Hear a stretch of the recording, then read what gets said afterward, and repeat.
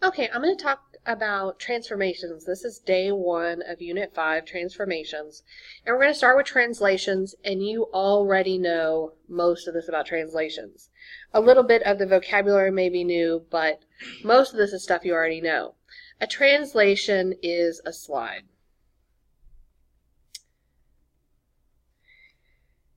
And it simply means to move it. We're not changing the size, we're not rotating it, we're not reflecting it, we're just moving it. It's just a slide.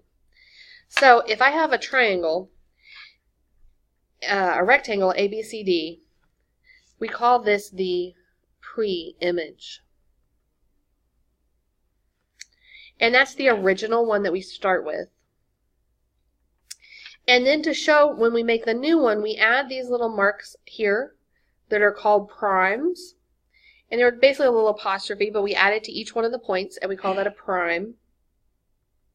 And that shows our new location. And our new location is called the image. So here we have an example of this, where I've moved from this to this one, and I can tell that this here is my pre-image because the letters don't have any primes on them, and I can tell this is my image because it does have the little primes on each number. And it's a slide that's gone this way. Well, when we describe a slide, we want to describe how far up and how far over. So the directions in the X direction and the Y direction. So I'm going to put a little coordinate axis in here and make this my X-axis and this my Y-axis. And I want to figure out how far we've moved. So from A to A prime, I moved that much. And you do have to make sure you're matching up the letters on the same ones. Don't go from here to here because that's B to D. We need to go from A to A prime. Well, this is up 1, 2, 3, 4, and over 1, 2, 3, 4, 5, 6, 7, 8, 9. And we can do that for each one. Let's do C also. 1, 2, 3, 4, 5, 6, 7, 8, 9, and up 4. And if I do it for each one of these, it's going to be the same thing. Over 9, up 4. Over 9, up 4 for each one. So now to write it with coordinate notation, which might be new for you this year, we simply talk about what has changed in these points. So I'm going to write out actually these points here. This is 2 and 5. And let's see where this new A is. So 11 and 9. So here, I know I went over 9 in the X direction. This is in the X direction I went over. And look what happens to my X coordinates. I went, this X coordinate plus 9 gave me that one. So this is our new coordinate notation. It's X plus 9. And Y, how far up did I go? I went up 4 in the Y direction. And look what happens to my points here. I went from 5 plus 4 gave me 9. And I could do that for each one of my points. Now we're going to translate using words. So we're going to use words like up, left, right, down. Then we're also going to write the coordinate notation. So again, we need to find the same point on each one. Here's the A and there's the A. And I need to figure out which one is my first image. This is my pre-image. And this is my image. So it goes from this one to this one. So what happens here? Starting at the pre-image, I go left 2 and then up 3. And then if I want to write my coordinate notation, I go from X, Y, and I put an arrow saying, what did we do? We went X, and I went to the left, so is that plus or minus? Well, my point was at 1, I went to negative 1, so that's minus 2. And then I went up 3, up is positive, X plus 3. So on our next one, I've already labeled, this is the pre-image. I can tell because it has no apostrophes. This is my image. This has the apostrophes, so it goes from this one to this one. So that is, I moved to the left 4 and up 3. So I go from X, Y, and I went to the left, that's negative X minus 4, and I went up 3, that's positive 3, Y plus 3. And finally, my last one here, this is my pre-image. I can tell there's no apostrophes. This is my image, so I'm going from here to here. So I'm going right 5 and down 3. So in the x direction, I move to the right, so that's x plus 5. And in the y direction, I move down 3, so that's y minus 3. Okay, now on the back, we're going to go in a different direction. Now they give me the coordinate notation, and we're going to write it out in words, and we're going to move it actually on the graph. So if I have x minus 5, well, this is the x direction, and if I want to go in the negative x direction, that means I need to go left. So this is left 5, and then positive in the y direction, that's up 8. And I need to take each one of these points like that. So I'm going to start with the A, 1, 2, 3, 4, 5, and then up 8.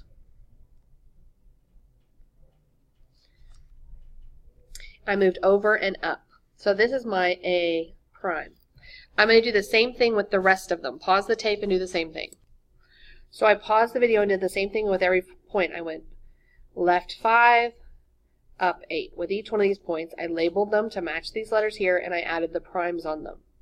The other thing we can look at is actually the coordinates of the point. This is at 1, negative 4. So A, we write it over here. A is at 1, negative 4. And let's look at where A prime is. Well, it's at negative 4 and 4.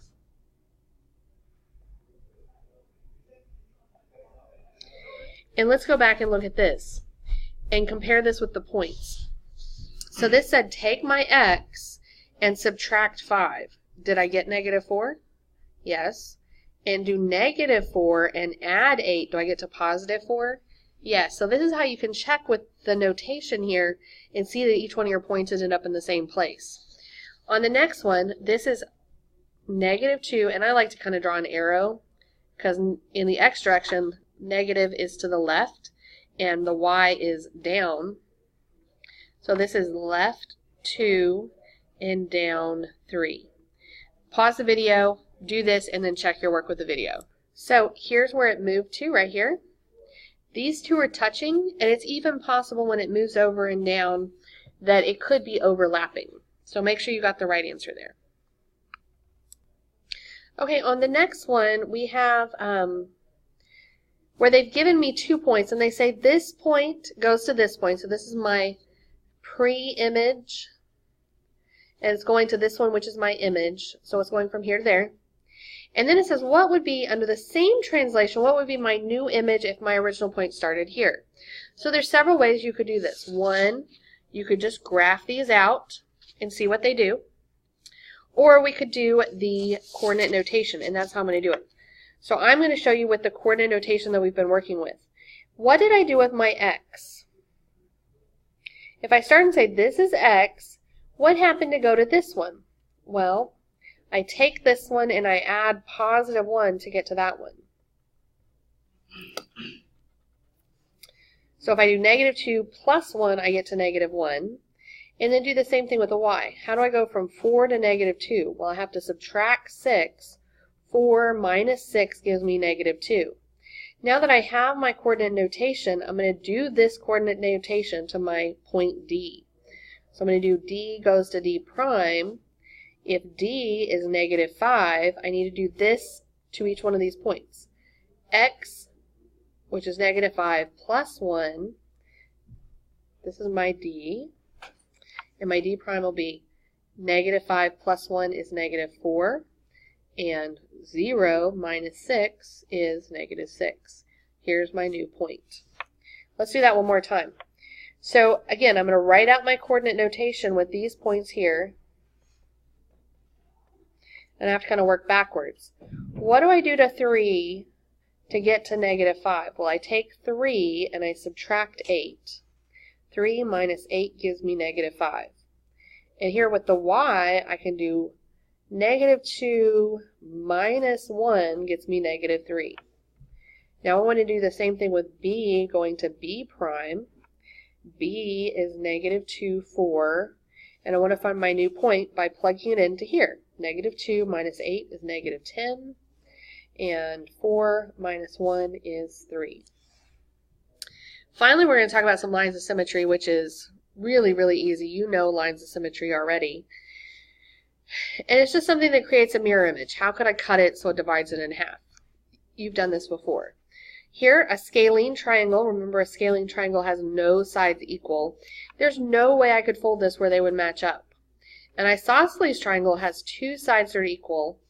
So on this one, if I folded it right here in the middle, these 2 sides would be equal. Now, would it work if I folded it on one of the other ones? Nope.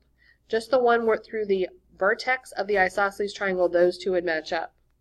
On a rectangle, I could fold it here or I could fold it there. So this one has 2 lines of symmetry. I can't fold it on the corners because it won't match up. And a square, because this is a regular figure, this is a regular polygon, which means all the sides are equal and all the angles are equal. I can draw a line of symmetry through every corner and every side. So on a square, that means I have 1, 2, 3, 4 ways I could fold it. If I count this one, I've already counted that one. So this would have 4 lines of symmetry. These are also regular polygons, these 3 here. Let's see if we can come up with a pattern. Well, here on this one, I could fold it through each one of the vertexes like this. Plus, I could fold it right down the middle of each one of these. So if it has 6 sides, I could get 6 lines of symmetry. Here, this one has 7, but because my line of symmetry would go like this to fold it exactly in half, it means that I'm only going to get 1 through each of the vertexes. If it happens to be an odd number of sides, it's just going to be equal to the number of sides. So this one would have 7. And you can finish drawing this in.